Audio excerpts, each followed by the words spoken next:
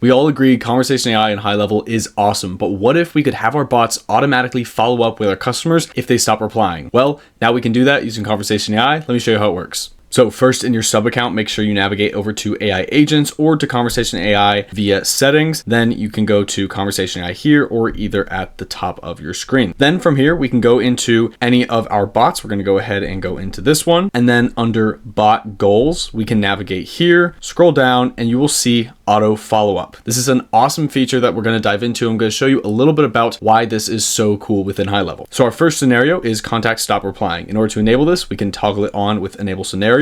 Then we need to designate our settings for this follow-up sequence. We can designate first when the first follow-up is going to happen, and this will be based off of how many minutes, days, or hours after this scenario takes place. So right now in this default setup, it's 15 minutes after the contact has stopped replying. Then we have two options. We can either let the AI send a message or trigger a workflow. We can also turn both of these on and allow the AI to send its own message and trigger a workflow. And lastly, if we want to have a manual message, like we have our own type of follow-up verbiage that we want to use, we can toggle off let AI send the message and enter a custom message here. And then we can use that and click save. Just like that, we'll use this follow-up action. It'll be saved. And additionally, we can add multiple follow-ups on these screens. So we can add a second follow-up that's going to be 15 minutes after the first follow-up, or a great use case would be having one the day of, and then maybe one the next day. And we can let AI send that message and just click save. For our next sequence, we have contact is busy. So by enabling this, this will allow us to send a message to the contact if they are busy. Now this will be if the contact doesn't reply at all. So the difference between the contact is busy scenario and the contact stop replying scenario is the contact stop replying scenario is within a conversation where